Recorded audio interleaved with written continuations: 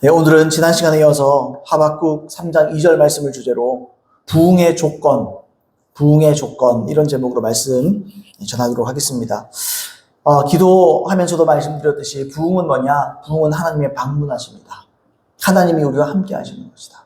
부흥은 단순히 교회의 숫자가 늘어나는 게 아니다. 그런 말씀 드렸죠. 그러면서 2차 대각성 운동, 찰스 피니를 통해서 일어났던 2차 대각성 운동을 통해서 많은 이 사회적 변화가 일어났죠.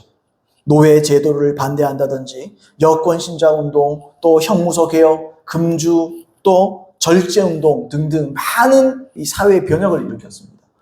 여러분, 부흥은요 단순히 교회 하나가 잘 되고 성장하고 커지는 게 아닙니다. 그건 부흥이 아니에요. 여러분, 우리의 눈을 좀 넓혀야 돼요. 개척교회 목사가 니나 좀 잘하고 그런 말 하지, 그런 말 하면서 할 말은 없는데 우리는 본질을 추구할 것입니다. 저는 본질을 추구할 것입니다. 대단하고 허풍, 바람 들어간 건 난 이런 거 없지 않아요. 괜찮아요. 사람 몇 명 없어도 여러분 항상 부흥 때 쓰임 받았던 사람들은 항상 소수였습니다. 항상 깨어있던, 목말랐던 몇 사람을 통해서 부흥은 일어나는 거예요. 그 부흥의 불길을 통해서 많은 사람들이 영향을 받고, 많은 사람들이 회심을 하고, 많은 사람들이 하나님을 체험하고, 그래서 결국에는 사회 변혁이 일어나고, 정치계가 깨끗하게 되려면, 이 나라가 살려면 또 정치뿐입니까? 문화계, 방송계, 언론계, 여러분 깨끗하게 되려면 어떻게 됩니까? 부흥이 와야 돼요. 부흥이. 사람의 의식이, 마음이 새로워져야 되는 겁니다.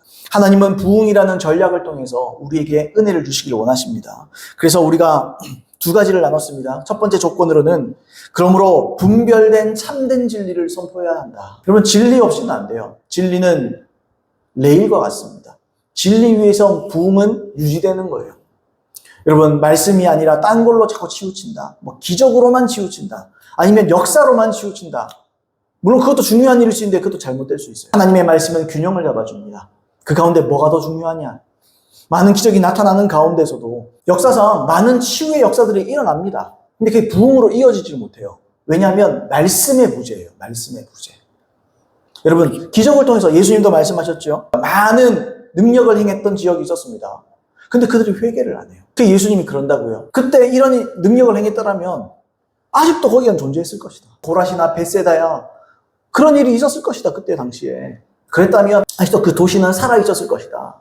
그러니까 예수님의 초점이 뭐예요? 기적의 초점은 뭡니까? 그게 두 번째 대지에 나눴던 철두철미한 회개입니다. 내가 기적을 경험했다. 하나님 살아계심을 느꼈다. 그걸로 끝나면 안 돼요. 복음은 그게 아닙니다. 하나님 살아계심을 보여줬다면 그 사람이 죄인인 걸 깨닫게 하고 복음을 전해서 회개하게 만들어야 됩니다. 그게 부흥의 원인이요 목적입니다. 자, 오늘은 세 번째와 네 번째를 나눌 텐데 다음 시간까지 나눌 것 같은데요. 자, 세 번째로 절대적인 목마름으로 하나님의 얼굴을 구해야 됩니다. 절대적인 목마름, 절대적인 갈망을 통해서 하나님의 얼굴을 구해야 된다. 아까 말씀드렸어요. 제가 자주 말씀드리듯이 부흥은 하나님의 방문하십니다. 근데 하나님 방문했다 가시면 안 돼요. 딱 붙잡아야 돼요. 가지 마세요, 주님. 끝까지 우리와 함께 해주세요. 이렇게 해야 돼요. 부흥은 하나님께서 친히 이 땅 가운데 임하시는 겁니다. 그게 부흥이에요. 그런 식으로 따지면 예수님이 오신 것이 부흥이었어요, 사실. 예수님의 부흥에 수많은 무리가 있잖아요. 근데 그 가운데 진짜 하나님의 사람들은 몇 사람 안 됐죠. 진짜 부흥이 와도 그럴 수 있습니다. 하나님이 임하시면 그게 부흥이라고요. 근데 예수님이 이 땅 가운데 초림하셨을 때 그 부흥이었어요. 구약시대 때 시내산에서 모세가 하나님의 영광을 구했습니다. 주님, 원컨대 하나님의 영광을 내게 보여주시옵소서. 목숨 걸고 구하는 사건이 나옵니다. 그때 하나님께서 자기 자신을 계시를 하세요. 출애굽기 33장 18절로 23절 말씀을 제가 천천히 한번 읽어보겠습니다. 모세가 이르되 원하건대 주의 영광을 내게 보이소서. 여호와께서 이르시되 내가 내 모든 선한 것을 내 앞으로 지나가게 하고 여호와의 이름을 내 앞에서 선포하리라. 나는 은혜 베풀 자에게 은혜를 베풀고 긍휼히 여길 자에게 긍휼을 베푸느니라. 또 이르시되 네가 내 얼굴을 보지 못하리니 나를 보고 살 자가 없음이라. 여호와께서 또 이르시되 보라, 내 곁에 한 장소가 있으니 너는 그 반석 위에 서라. 내 영광이 지나갈 때에 내가 너를 반석 틈에 두고 내가 지나도록 내 손으로 너를 덮었다가 손을 거두리니 네가 내 등을 볼 것이요 얼굴은 보지 못하리라. 이 모세가 하나님의 영광을 구했지요. 하나님의 영광은 하나님의 성품이요 하나님 자신을 말하는 겁니다. 자, 하나님의 영광을 구했는데 하나님의 영광을 하나님께서 응답하셨어요. 보여는 줄게. 보여는 주지만 네가 다 볼 수는 없어. 그런 얘기를 하는 거예요. 23절의 표현대로 하나님의 등은 보는데 내 얼굴을 볼 수는 없어. 왜냐하면 20절의 지적처럼 하나님의 얼굴을 보고 살 자가 없습니다. 근데 하나님 얼굴 구하라니. 자, 말을 들어보세요.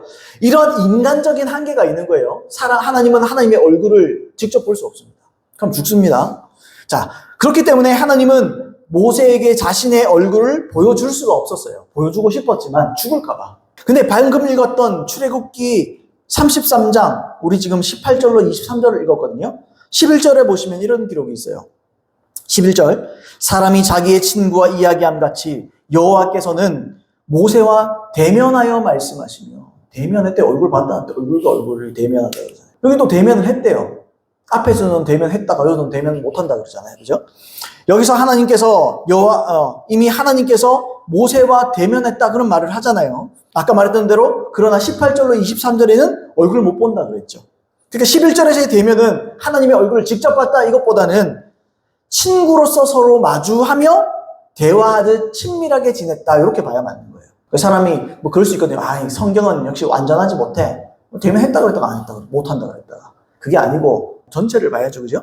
하나님과 친밀했다 이런 말입니다. 친밀했다. 제가 왜 이걸 말씀드리느냐. 보세요. 당시 모세는 하나님과 이미 친밀했습니다. 모세는요 이미 하나님과 친밀했다니까요. 대화가 오고 가고 친구하고 얘기하듯이 두런두런 이야기를 나눴다니까요. 그런데도 모세는 만족을 못하는 거예요. 그런데도 모세는 그 이상을 원하는 겁니다. 모세는 하나님의 음성을 듣고 대화하고 친밀함, 이걸 만족을 못하는 거예요. 모세는 하나님을 원하는 겁니다. 정보를 원한 게 아니에요. 뭐 이야기 좀 나눠줘. 우리 아는 사이, 친한 사이죠. 이걸 확인한 걸로 만족한 게 아니에요. 그냥 그분을 원하는 거예요. 그분을 원하는 거예요. 모세가 하나님과 친밀한 관계였다는 것만 해도 우리 너무 사모가 되죠. 하나님과의 친밀하십니까, 여러분? 친밀하신가요? 하나님과 대화하십니까? 이것만 해도 우리가 넘어야 될 산이죠. 우리가 넘어야 될 산이라기보다 우리가 이거에 익숙해야 돼요. 하나님과 대화해야 됩니다. 하나님과 말을 나눠야 됩니다. 하나님의 음성을 듣고. 기도는 그런 시간이에요. 내가 말씀드리고 하나님께 아뢰고 하나님 나에게 말씀하시고 서로 비밀이 없게 되는 거예요. 서로 마음을 나누는 거잖아요. 자, 그러나 여러분 모세는요 이걸 넘었다는 거예요. 하나님 자신을 원한 거예요. 꽤 오래된 한국 영화 중에 이 접속이라는 영화가 있습니다. 접속. 저도 어릴 때 봤는데 제가 뭐 20살 때 뭐 이럴 때 나왔던 것 같아요. 뭐 벌써 20년 넘었네요. 이것도. 아무튼 이 접속이라는 영화가 있어요. 이게 처음에 인터넷 뭐 옛날에 PC통신이라고 그러죠. PC통신. 전화기에 랜선 뽑아가지고 이제 컴퓨터에 꽂아서 옛날에 했어요. 자, 어쨌든 그랬던 시대예요. 이 남녀 주인공이 있습니다. 뭐 이름 뭐 한석규, 전도연 나오는 거죠. 예, 하여튼 이런 이 두 사람이 나오는 건데 이 두 사람이 인터넷 채팅을 통해서 서로를 알게 돼요. 인터넷 채팅을 통해서 서로 대화를 합니다. 그래서 서로 대화가 깊어져요. 그래서 서로 비밀도 얘기하고 마음을 나누는 거예요. 그래서 이 서로를 이제 결국에는 마지막에는 직접 만나게 되는 과정을 보여주는 겁니다. 그래도 뭐 자기를 꾸미기도 하고 실망할까봐 꾸미기도 하고 막 설레기도 하고 막 이런 걸 보여주는 영화예요. 자, 이처럼 제 말씀은 누군가에게 마음을 나누고 호감을 가진다. 또는 누군가를 깊이 사랑하게 됐다. 그러면요 100% 보고 싶습니다. 그럼 보고 싶어요. 왜 안 보고 싶습니까? 보고 싶어요. 보고 싶어요. 또 예를 들어서 어떤 사정 때문에 서로 멀리 떨어져 있는 연인이 있습니다. 서로 사랑하는 사이예요. 그래서 뭐 하루에 뭐 몇 시간이로 통화해요. 몇 시간이로 통화한다고 칩시다. 근데 그 전화 통화가 직접 보는 거를 대신해 줄 수는 없어요. 10시간 전화 통화하는 것보다 한 번 만나서 20분 얘기하는 게 훨씬 낫습니다. 서로가 직접 만나는 시간을 보내고 서로 얼굴과 얼굴을 보고 서로에 대한 애정을 확인하고 이게요 하나님을 향한 우리의 사모함이 이와 똑같아야 된다는 거죠. 이게 똑같아야 된다는 거예요. 왜 얼굴이라고 표현했을까요? 하나님의 얼굴을 구해라 왜 이렇게 표현했을까요? 얼굴에는 뭐가 나옵니까? 얼굴에는 그 사람의 표정이 나타납니다. 감정이 나타납니다. 그 사람의 숨은 마음이 드러나요. 전화 통화할 때는 아 그래 알았어 뭐 이렇게도 몰라요. 얼굴 표정 찡그려도 몰라요.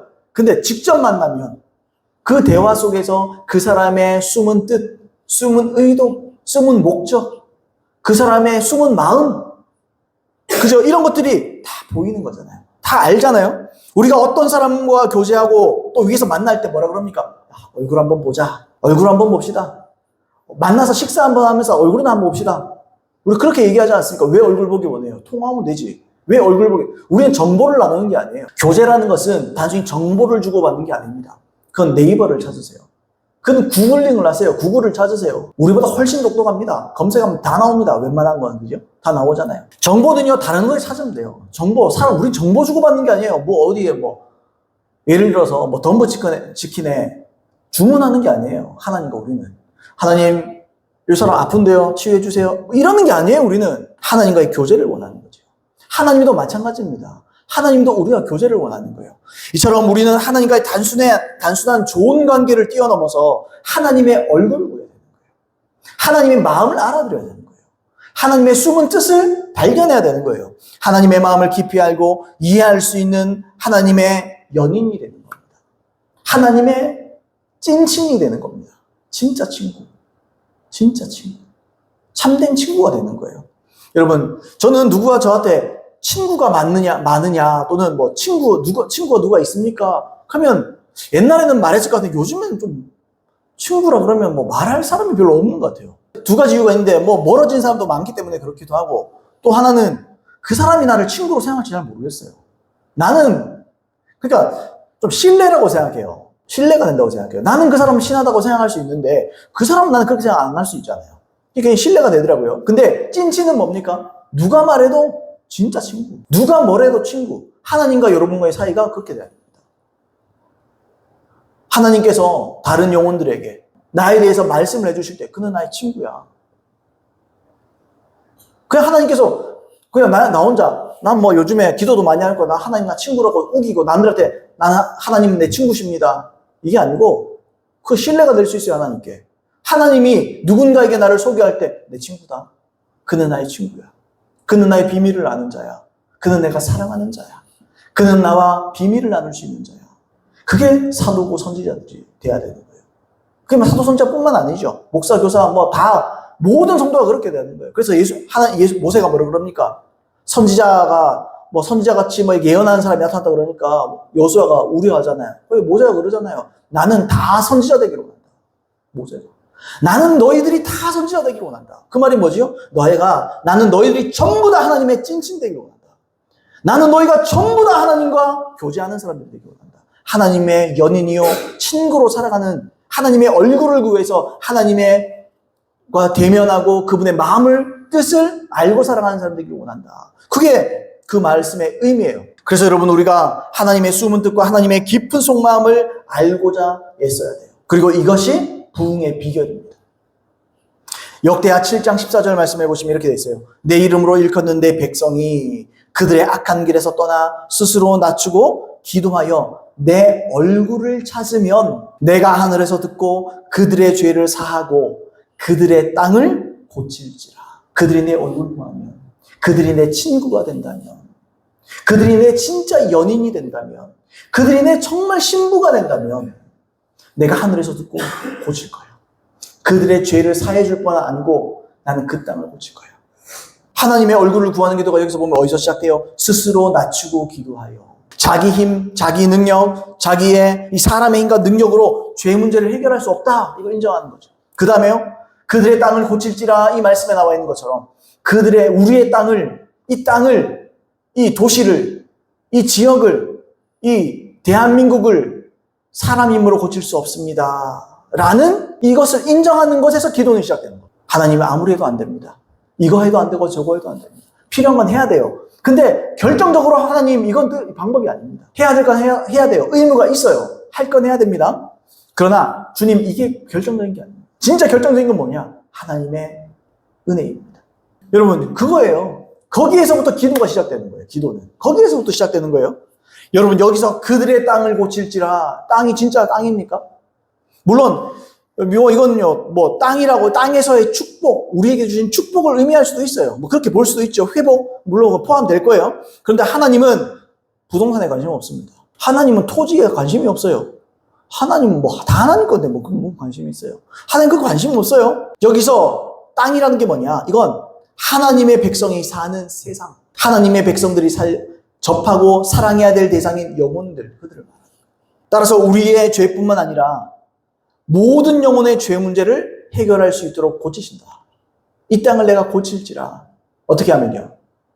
기도하여 하나님의 얼굴을 구하며 죄를 버리고 겸손하게 죄를 버리고 하나님의 얼굴을 구하면 그렇게 한다. 그래서 우리는 먼저 자신의 죄, 이것을 넘어서 영혼들의 죄 문제를 인간의 방법, 노력, 정치, 세상 교육 해결할 수 없다는 것을 깨달아야 됩니다. 바로 여기에서 참된 기도가 나오고요. 그리고 하나님은 이러한 기도에 응답하실 것이다 약속하시잖아요. 그들의 죄를 사하고 그들의 땅을 고칠지라. 내가 고칠 것이다. 그렇게 약속을 하신 거예요. 그리고 이러한 약속들은 시대마다 하나님의 백성들이 기도함을 통해서 시대마다 이루어졌습니다. 결정적일 때 많이 이루어졌어요. 이루어졌어요. 하나님 당신을 갈망합니다라는 아주 우리의 마음에 불을 던져줄 수 있는 귀한 책 중에 하나라고 생각하는데, 이 책을 썼던 토미 테니 목사님이 이 하나님의 방문을 통한 이 부흥, 여기 한 조각을 맛봤습니다. 그리고 이렇게 썼어요. 어느 날 이 토미 테니 목사님과 사모님이 어떤 가게에 물건을 사러 갔습니다. 마트 같은 데 갔겠죠. 한번 읽어보겠습니다. 하나님이 휴스턴에 임하신 그때 내 아내는 한 가게에서 물건값을 내려고 줄 서 있었다. 한 여자가 아내의 어깨를 툭툭 쳤다. 아내가 돌아보니 생판 처음 보는 사람이 부끄럽지도 않은 듯 울고 있었다. 여자는 아내에게 말했다. 당신이 어디서 왔는지 난 몰라요. 당신이 뭘 가지고 있는지도 모릅니다. 하지만 저는 제 얘기를 좀 해야겠습니다. 제 남편은 변호사인데 저는 지금 이혼 소송 중입니다. 이렇게 이야기를 꺼내는 거예요. 그녀는 다른 문제들까지 주섬주섬 꺼낸 뒤 맨 나중에 이렇게 말했다. 그러니까 제가 진짜 하고 싶은 말은 저에게 하나님이 필요하다는 것입니다. 그러니까 줄 서 있는 사람이 몰라요. 이 사람이 사모님인지 목사님인지 몰라요. 근데 그냥 자기가 그걸 느끼는 거예요. 그러면서 그렇게 얘기하는 거예요. 내가 진짜 난 지금 하나님이 필요합니다. 이 말을 그냥 하는 거죠. 그 다음에 이렇게 했어요. 아내는 주변을 돌아보며 말했다. 지금 여기서 말인가요? 마트니까, 가게니까 사람들 줄을 많이 서 있을 거 아니에요? 지금 여기서 말인가요? 그녀는 대답했다. 지금 여기서요. 아내는 다시 묻지 않을 수 없었다. 줄 서 있는 사람들은 어쩌고요? 그러자 여자는 갑자기 돌아서서 자기 뒤에서 있던 다른 여자를 보고 말했다. 제가 지금 여기서 이분과 기도해도 될까요? 그런데 그 여자도 울고 있었다. 그 뒤에 있었던 여자가 말 걸었는데 그 뒤에 있는 여자도 울고 있어요. 그러면서 그래요. 네, 저도 같이 기도하기를 원합니다. 다 울고 있어요. 하나님이 임재하시면요, 사람들이 하나님의 방문을 받는 겁니다. 하나님의 임재가 있으면요, 사람들이 울게 됩니다.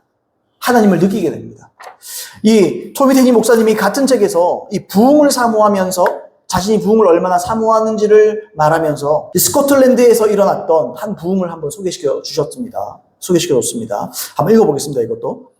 솔직히 나는 뉴 헤브리디스에서 있었던 것 같은 똑같은 부흥을 꿈꾼다.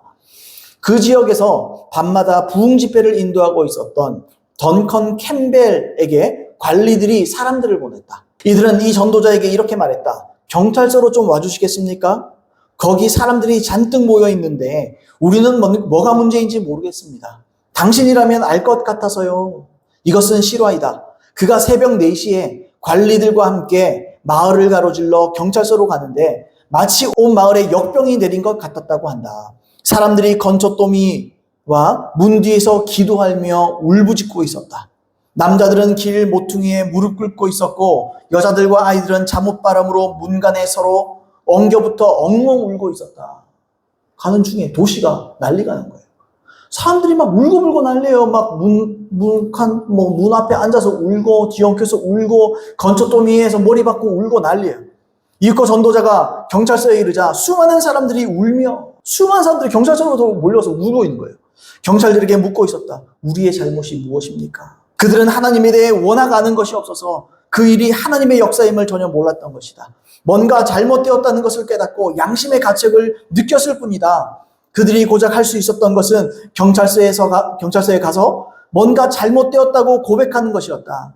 잘못이란 그들의 심령에 죄가 있다는 것이었다. 하나님의 깨우치심이 호련히 그들에게 임했다. 이들이 경찰서에 몰려들었을 때 경찰들은 뭐라고 답해야 할지 몰랐다. 전도자는 이른 새벽 경찰서에서 계단에 서서 예수 그리스도를 통한 회개와 구원의 복음을 간략히 전했다. 이것이 내가 말하는 부흥이다. 모든 교회의 자원과 인력을 순식간에 압도하고도 남을 부흥이다. 이 부흥이 뭐냐? 도시가 바뀌는 겁니다. 부흥이 뭐냐? 대한민국을 뒤집어 엎는 겁니다. 여러분, 사람들이 아주 영웅적인, 정치적인, 이스라엘 백성도 그랬잖아요. 정치적인 메시아를 원하지 않았습니까? 정치적인 메시아를 원해서 정치적으로 뭔가 자유를, 해방을 주기를 원했잖아요. 하나님 거기에 관심이 없어요. 하나님은 사람의 심령을 뒤집기를 원하십니다. 여러분, 이런 게 부흥이라는 거예요. 저는 이게 역대하 7장 14절의 성취임을 믿습니다. 그리고 이것은 우리 모두에게 열려있는 문이라고 저는 믿습니다. 우리도 이런 부흥을 붙잡을 수 있어요. 역대하 7장 14절이 아까 뭐라 그랬습니까? 조건을 분명하게 말했죠. 조건. 내 백성이 그들의 악한 길에서 떠나 스스로 낮추고 기도하여 내 얼굴을 찾으면, 여기 딱 조건이에요. 내 백성이 악한 길에서 떠나라. 백성이라도 악한 짓 하고 있으면 다 버려라. 철저하게 회개해라. 철두철미하게 회개해라. 그리고 스스로 낮춰라. 너희들로서는 방법이 없다. 하나님만이 방법이라는 것을 인식해라. 그리고 기도해라. 그리고 내 얼굴을 구해라. 이거예요. 우리가 이걸 붙잡으면요, 부흥이 임하는 거예요. 이대지의 내용처럼 무엇보다 우리가 철저하게 회개하고, 그리고 하나님만이 우리의 구원하실 유일한 분인 것을 철저하게 낮은 심령으로 인정하고 기도해서 얼굴을 찾아야 됩니다. 하나님 얼굴을 찾는 겁니다. 여기서 찾으면이라는 단어가 히브리어로 바카시라는 단어예요. 이 찾는 게 뭐냐? 찾다 또는 요구하다, 원하다, 묻다, 이런 뜻을 다 가지고 있어요. 어디에 계신지, 나와 지금 함께하고 계시는지 계속 물어봐야 돼요. 기도하면서도, 일상생활을 하면서도 멈추지 말고 끊임없이 하나님을 구해야 돼요. 하나님 와주시옵소서. 하나님 어디 계십니까? 하나님 지금 나와 함께 계십니까? 주님, 나는 요구합니다. 하나님 나와 함께 해주세요. 나는 요구합니다. 그리고 나는 주님을 원합니다. 성경에 뭐라고 그랬습니까, 여러분? 구하고 찾고 두드리라. 하나님을 찾고 구하고 두드려야 되는 거예요. 하나님을 찾아야 돼요. 그러면 구하면 받는 거지요. 찾는 이에게 찾아질 것이고, 두드리는 자에게 하늘문이 열린다, 이런 말이에요. 이게 성령에 대한 이야기지만 하나님이 성령이지, 성령이 하나님이신데, 그게 그 말이에요. 여러분, 사랑하는 사람을 못 보면 상사병에 걸린다 그러잖아요. 그 사람이 너무 보고 싶어. 옛날에 그런 상사병에 걸렸다 그러잖아요. 요즘은 화상 통화도 하고 그런지 몰라도 직접 못 봐서, 옛날에는 전화나 이런 통신이 잘 안 돼 있으니까 몇 날 몇 시에 어디에서 만납시다. 눈 오는 날 거기에서 만나요. 눈 언제 올 줄 알고 내일 만나자 하지. 아니 그런 낭만적인 얘기 하잖아요. 그래서 여러분 어때요? 그 사람 못 보면 죽을 것 같은 상사병이라 그러잖아요. 병이라. 여러분 우리도 마찬가지예요. 우리도 영적인 상사병에 걸려버려야 돼요. 그래서요, 하나님을 보지 못하면 죽을 것 같은 병이 걸려요. 하나님의 얼굴을, 하나님의 마음을, 하나님의 뜻을, 하나님의 음성을 듣지 못하면 막 죽을 것 같아야 돼요. 막 못 견뎌야 돼요. 내가 잘못된 거 아닌가? 막 얘가 달아야 돼요. 내가 잘못된 거, 하나님 날 잊으셨는 거 아닌가? 하나님 나를 기억하고 계실 텐데 왜 나에게는 안 들리나? 여러분 몸부림쳐봤습니까? 울어봤습니까, 여러분? 주의 음성이 안 들려서 울어봤습니까? 저도 물어보면 많이 울어봤습니다. 주의 음성 안 들리면 끝이에요. 저도 인생 끝난 겁니다. 하나님을 모르면 끝나는 거예요. 지혜와 계시형을 주사 하나님을 알게 하시고, 성령님이 여러분에게 임한 이유가, 목적이 뭡니까? 하나님 알게 하려고, 하나님의 뜻을 알게 하려고, 하나님 마음을 알게 하려고. 그게 뜻이에요. 그래서 밤낮 하나님을 찾아야 됩니다. 그러면요, 우리가 부흥을 보게 됩니다. 먼저 나에게 부흥이 임합니다. 여러분, 그 부흥은요, 반드시 가족들과, 그 부흥은 반드시 믿는 교우들과, 그 부흥은 반드시 교회에 흘러가게 돼 있어요. 세상으로 또한 흘러가게 돼 있어요. 여러분, 몇 사람만 부흥을 경험하면 돼요. 그게요, 하나의 놀라운 바람을 일으킵니다. 흐름을 만들어내는 거예요. 여러분, 그런 저와 여러분 되길 예수님으로 축복합니다. 하나님의 얼굴 구해야 돼요. 농담으로 하는 말이 아니에요. 이게 조건이에요. 부흥을 원하면 하나님의 얼굴 구해야 돼요. 죄를 버리고. 나로서는 방법이 없어요, 주님. 네 번째로, 철저하게 하나님 사랑과 영혼 사랑에만 집중해야 됩니다.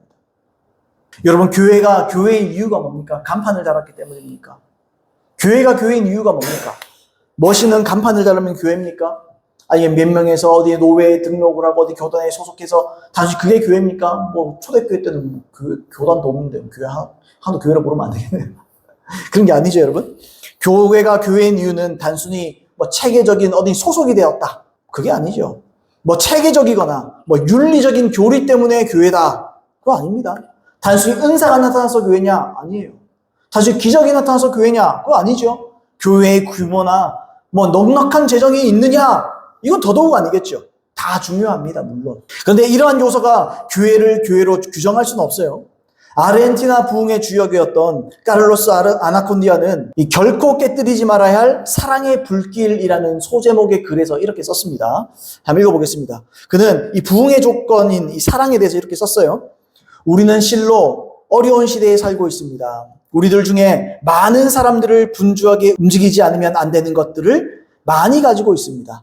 그 때문에 정말로 가장 중요한 것을 경시해버리게 되는데 우리는 단순히 바쁜 일과 중요한 일을 구별할 줄 알아야 합니다. 레위기 6장 12절에서 주님은 제사장들에게 말씀하십니다. 단위의 불을 항상 피워 꺼지지 않게 할지니 제사장은 아침마다 나무를 그 위에 태우고 번제물을 그 위에 버려놓고 화목제의 기름을 그 위에 살을 찌며 불은 끊이지 않고 단 위에 피워 꺼지지 않게 할지니라. 이 말씀은 무엇을 의미하는 걸까요? 제단의 불이 꺼져버리면 제사장은 그들의 임무에 있어서 실패하게 된다는 의미입니다. 불을 꺼뜨리게 되면 하나님 앞에서 제사장으로서는 실격이라는 말이기도 합니다. 아침마다 죄를 치우고 장작을 지피면 불은 꺼지지 않겠지요. 우리는 많은 경우에 너무 분주하게 이 일 저 일을 하면서 여기저기 돌아다닙니다. 그런데 가장 중요한 제단을 완전히 잊어버리는 것입니다. 장작을 지피지 않으므로 불은 꺼져버립니다. 우리는 어디에서 하나님의 능력을 받을 수 있을까요? 바로 제단에서 아닙니까? 불이 꺼질 때 사랑도 꺼져갑니다. 그러므로 주님께서는 에베소 교회에 충고하셨습니다. 에베소 교회는 열심히 일하는 교회였습니다. 능력이 있고 희생을 치르며 용감했습니다. 그러나 불이 꺼져버렸습니다. 그러므로 하나님께서 말씀하시지 않을 수 없었습니다. 요한계시록 2장 4절 그러나 너를 책망할 것이 있나니 너의 처음 사랑을 버렸느니라. 사랑이 없는 생활은 제대로 소리내지 못하는 기타 혹은 조화로운 선율을 낼 수 없는 피아노를 연주하는 것과 같은 것이라고 생각합니다. 사랑이 없으면 우리가 하는 모든 것이 헛된 것입니다. 오히려 사람들에게 상처를 주고 해를 가하게 될 뿐입니다. 이 사랑이 결코 고갈되는 일이 없기를 간절히 원합니다. 왜냐하면 사랑이 없으면 매일의 생활이 단지 직업적인 것으로 전락해버리고 말기 때문입니다. 우리는 영혼을 영혼으로서 더 이상 바라보지 않게 되고 단지 수로서만 사람을 세워버리게 됩니다.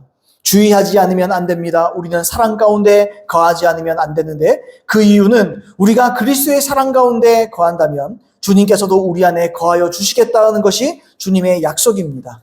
사랑 가운데 거하기 위한 열쇠는 제단에 있음을 저는 확신합니다. 레위기 6장 12절에 제사장의 위치에 자기 자신을 가져가 봅시다. 장작을 매일 아침 지피고 제단의 불을 매일 아침 계속해서 타오르도록 해야 할 필요가 있습니다.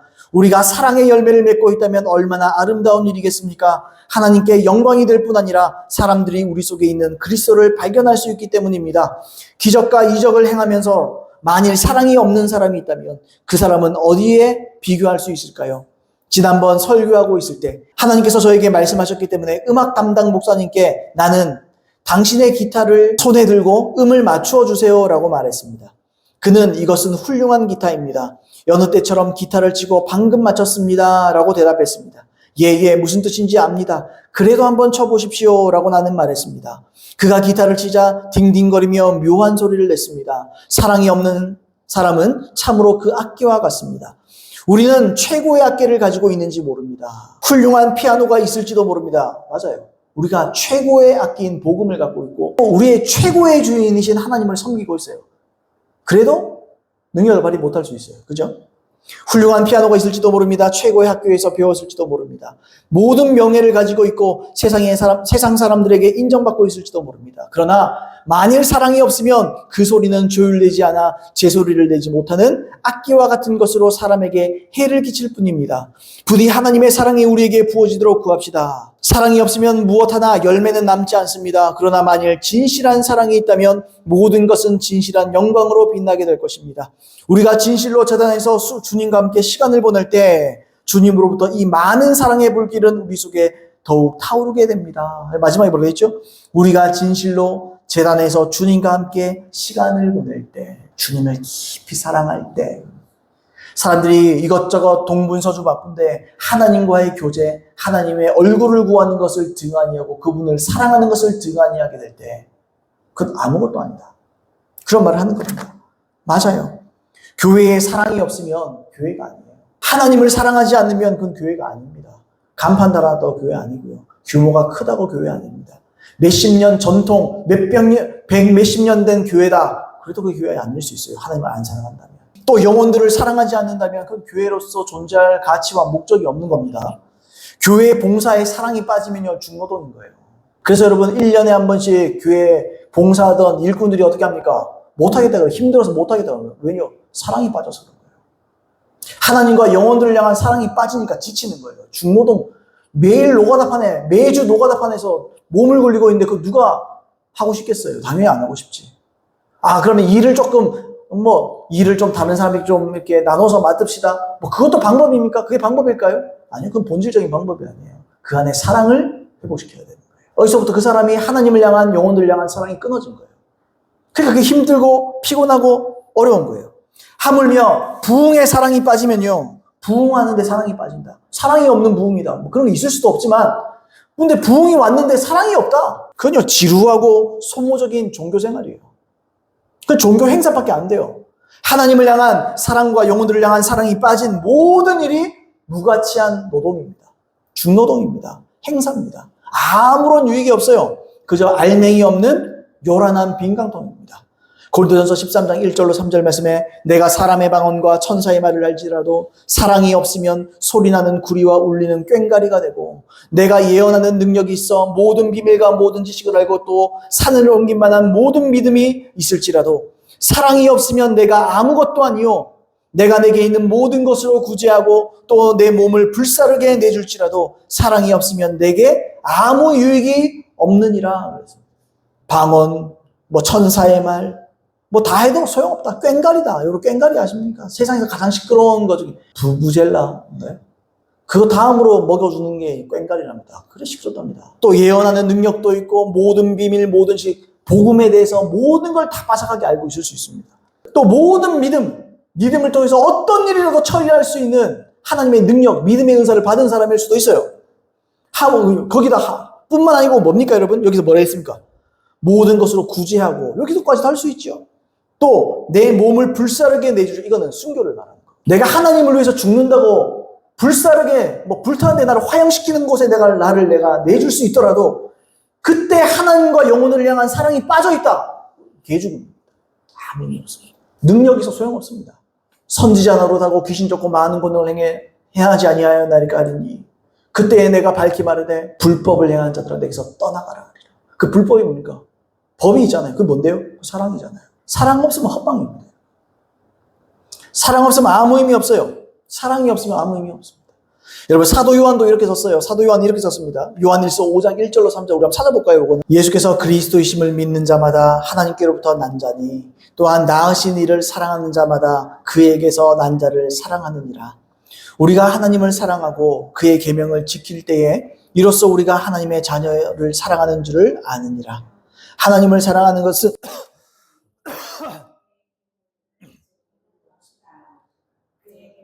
무거운 것이 아니로다.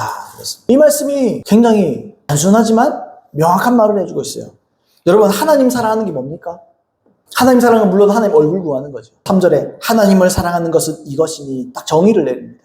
우리가 그의 계명을 지키는 것이라. 사랑하는 것이다. 그의 계명이 뭔데요? 새 언약의 계명이 뭡니까 여러분? 하나님 사랑과 영혼 사랑입니다. 그러니까 하나님의 사랑하는 게 뭐냐? 똑같은 말 반복하냐 이게 아니에요. 우리가 하나님을 사랑한다 고백할 때 증거가 뭐냐고. 기도를 많이 합니다. 능력으로 사람들한테 봉사하면 그게 아니에요. 하나님 그 계명을 행하는 거예요, 진짜. 당신의 사랑을 어떻게 증명하느냐? 내가 하나님 사랑하고 영혼 사랑하고 있어요. 그걸 말하는 거예요. 즉 세 계명인 사랑을 행하는 거, 하나님과 영혼 사랑 이 두 가지를 실천하는 거. 그걸 볼 때 하나님이 아는 거예요. 또 세상 사람이 볼 때 아는 거예요. 하나님을 사랑하는 사람이구나. 우리는 참 말로 때우잖아요. 많이 말로 때우거든요. 그거 왜요? 부흥은요 말로 때울 수 없어요. 부흥 때는요. 진짜 사랑해야 되는 거예요. 부흥 때뿐만 아니죠. 우리는 원래 그래야 돼요. 원래. 왜요? 부흥은요 본질로의 회귀거든요. 본질로 돌아가는 거예요. 원래 주님께서 만드셨던 모습으로 돌아가는 거예요. 회귀하는 거예요. 그게 부흥이잖아요. 부흥의 목적이 뭐예요? 부흥의 원인이며 부흥의 목적이 뭡니까? 사랑입니다. 사랑. 하나님의 얼굴 찾는 사람들이요. 아까 앞에서 말했던 대로 사랑 얼굴도 구하고 죄도 버리고 다 좋아요. 근데 사랑 안 하는 사람도 있어요. 나는 하나님만 사랑합니다. 하나님의 얼굴만 구합니다. 그리고 교우들과의 관계를 중요하게 생각하지 않습니다. 그건 부흥이 안 와요. 왜요? 아까 하나님 얼굴과 사랑하니까 구한다면서요. 그 사랑 안에는 영원 사랑도 포함되어 있는 거예요. 제가 점차 확장시키는 겁니다. 말씀을. 점차 확장시키는 겁니다. 여러분, 저도 그렇거니와 많은 사람들이 진리의 중요성 강조하죠. 물론 건전한 진리는 너무 중요합니다. 그러나 진리 그 자체가 하나님과 영혼들을 향한 사랑을 대체할 수는 없어요. 진리가 중요한 이유는 진리가 결국에는 우리로 참된 사랑이 무엇인지 가르쳐주며, 왜 우리가 그 참된 사랑을 행해야 되는 것을 가르쳐주며, 또 그 참된 사랑을 성령으로서 어떻게 실행할 수 있는지를 가르쳐주기 때문에 가치가 있는 거예요. 진리가 진리인 이유는 그것 때문입니다. 결국에 진리는 우리로 사랑하게 만듭니다. 만약에 목사의 어떤 목회자의 설교가 사랑을 지향하게 만들고 하나님의 말씀대로 살게 하는, 그렇게 만들어주지 않는, 그거 관계없는 말씀을 전하는 사람이다. 말씀 잘못 전하고 있는 거예요. 사랑을 강조하지 않는다. 그건 잘못 가고 있는 거예요. 다시 말해서 우리로 하나님을 사랑하게 만들지 못하고 영혼들을 사랑하게 만들지 못하는 진리라면 그건요, 무익한 것입니다. 그건 다른 복음입니다. 저주받을 복음입니다. 그건 복음이 아니에요. 진리도 성령도 은사도 전부 하나님과 영혼들을 사랑하도록 만드는 겁니다. 도와주는 거예요. 하물며 부흥은 어떻겠습니까? 부흥의 목적도 사랑이에요. 한번 따라해 봅시다. 부흥의 목적은 사랑이다. 사랑입니다. 사랑하지 못하는 사람을 이제 사랑하게 되는 게 부흥 때문입니다. 부흥의 목적이 사랑이에요. 부흥이 임하면 회개하게 되고, 2차 대각성 운동의 주역인 찰스 피니가 자신의 책 진정한 부흥이라는 책에서 이렇게 썼어요. 무엇이 부흥인가? 이런 질문에 그가 답합니다. 부흥은 그리스도인들이 첫사랑을 회복하는 것이다. 첫사랑, 처음 사랑이 뭐죠? 감정적인 겁니까? 단순히 사랑해 이건 겁니까? 그 성경에 뭐라 했습니까? 내가 너의 처음 행위를 아노니 그러잖아요. 처음 행위, 처음 사랑과 처음 행위요. 사랑은요, 행하는 겁니다.